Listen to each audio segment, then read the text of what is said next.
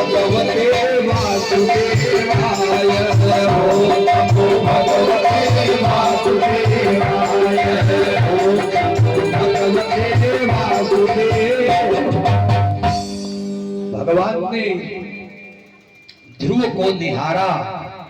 ध्रुव जी बोल नहीं पा रहे हैं, क्योंकि जो भगवान को देख लेता है वह बोल नहीं पाता। भगवान ने शंख ध्रुव के गालों पर लगाया। पसपर्श बालह कृपया कपोले, बोलने की शक्ति आ गई। मूक होई बाचाल पंगु चढ़ाई गिरिवर गहन, जासु कृपा सु दयाल द्रवों सकल कलिमल दहन। भगवान की कृपा से मूक भी वाचाल हो जाता है। ध्रुव जी ने कहा कि प्रभु अब आपके रूप को निहारने के बाद मुझको किसी वरदान की कोई इच्छा मेरी नहीं रह गई है। भगवान ने कहा भैया तुमने इच्छा से मेरा स्मरण किया है, इसलिए तुम राज्य का भोग करो। अंत में तुम्हारे लिए मैं अलग से एक लोक का निर्माण करूंगा। ध्रुव जी 36,000 वर्ष तक पृथ्वी पर राज्य किए और एक दिन ध्रुव का भाई उत्तम शिकार खेलने के लिए गया। यक्षों ने उत्तम का वध कर दिया। ध्रुव ने यक्षों के ऊपर चढ़ाई किया, यक्षों को मारने लगे। मनु जी आए, समझाया कहा बेटा नायक मार्गो ही साधु नाम, यह संतों का मार्ग नहीं है। ध्रुव जी राज्य सिंहासन का भोग करके जब स्वर्ग जाने लगे तो विमान आया। विमान पर ज्यों ही बैठने लगे मृत्यु महारानी आकर के खड़ी हो गई। कहा महाराज यह मर्त्य लोक है, यहाँ पर कोई भी मेरा बिना वर्ण किए नहीं जा सकता। ध्रुव जी के सामने मृत्यु लेट गई और मृत्यु के सिर पर पैर रख करके ध्रुव जी विमान पर आरूढ़ हुए। विमान जो ही उड़ा ध्रुव जी ने रोक दिया। भैया मुझको जन्म देने वाली, मेरे जीवन में संस्कार भरने वाली मेरी मैया सुनीति तो नीचे ही रह गई, बिना उसको लिए मैं नहीं जा सकता।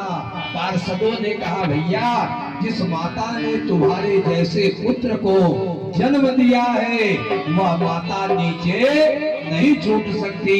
ऊपर देखो एक विमान और जा रहा है।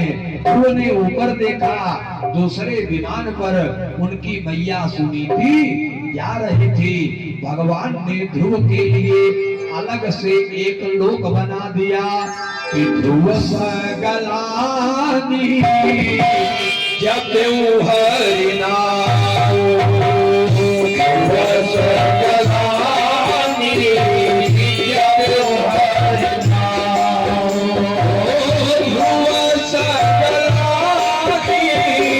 ध्रुव सगलानी जब हरि नाम, आया हुआ चलो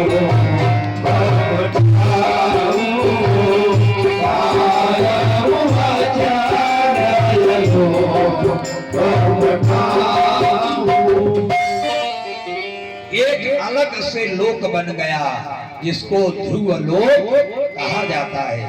आज जब वर कन्या का विवाह होता है तो ध्रुव तारा का दर्शन कराया जाता है और जो वर कन्या ध्रुव तारा का दर्शन कर लेते हैं, जैसे ध्रुव जी महाराज अचल हैं उसका उसी प्रकार से उनका दाम्पत्य जीवन भी अचल हो जाता है।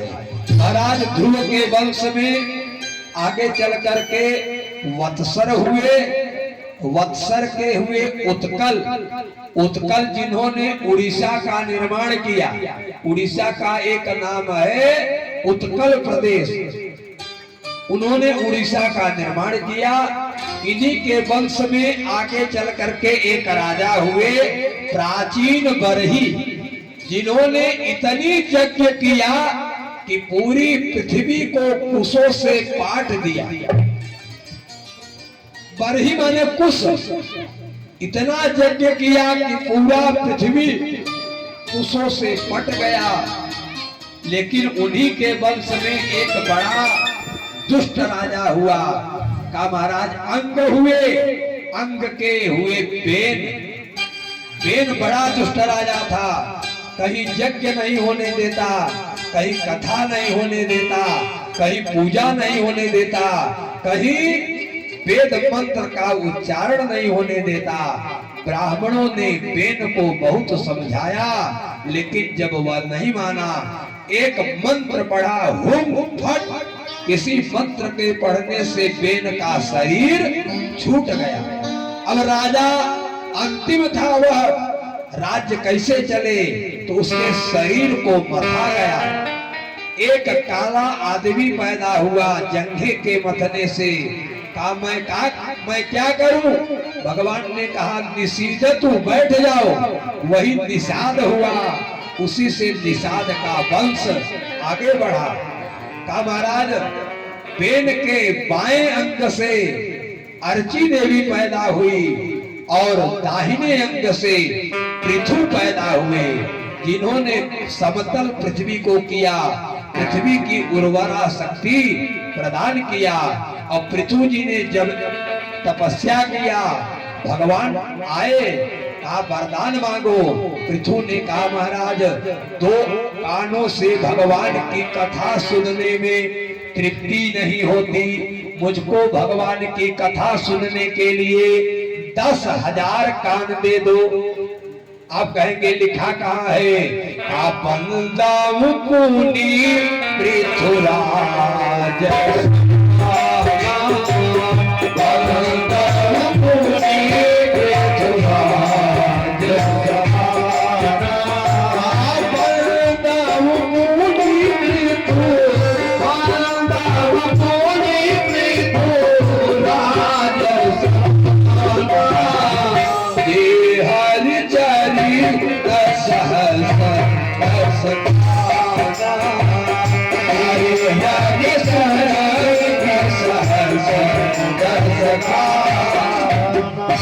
हमें आपको भी पृथु की तरह 10,000 कान का मतलब यह है कि जिन 2 कानों से हम आप कथा सुनते हैं, मतलब यह है कि जब कथा सुनने में हमारे कान तृप्त न हो तो जान लीजिए कि हम पृथुराज के समान हैं। उन्हीं के वंश में आगे चल करके राजाओं की श्रेणी में बहुत सारे राजा हुए। अब दूसरे पुत्र थे प्रियव्रत, ये तो उत्तानपाद का वंश था। प्रियव्रत के हुए आग्निधि, आग्निधि के हुए नाभि, नाभि के हुए ऋषभदेव, ऋषभदेव के हुए जड़ भरत। अब 3 भरत हुए हैं, एक राम के भरत, एक शकुंतला के भरत, एक भागवत के भरत। तो इन्हीं भागवत के भरत के नाम से हमारे देश का नाम भारत वर्ष पड़ा।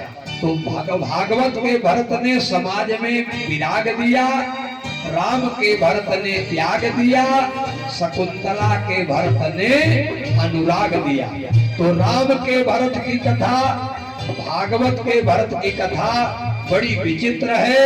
तो ऐसे दिव्य भरत का चरित्र और नरकों का वर्णन, सूर्य चंद्रमा की गति, 6वें स्कंध में अजामिल का चरित्र, 7वें स्कंध में प्रहलाद का चरित्र, 8वें स्कंध में गजग्राह का चरित्र, राजा बलि का चरित्र, 9वें स्कंध में 2 अध्याय में रामचरित्र और समुद्र मंथन की कथा, और 10वें स्कंध में कृष्ण जन्म का चरित्र कल की कथा में आपको सुनाया जाएगा।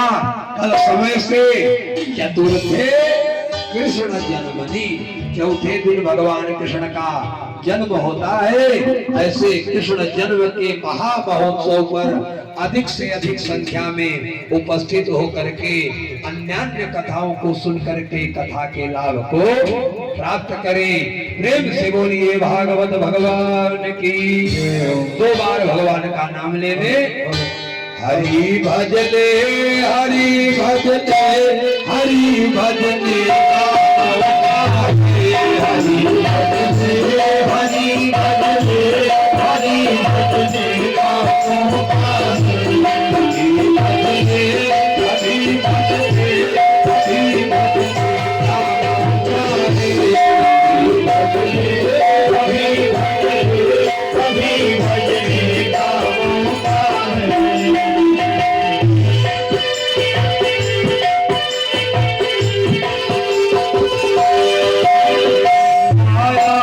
सब कोई भजय माधव भजय न कोई, यहु कदापि माधव भजय माया तेरी हो।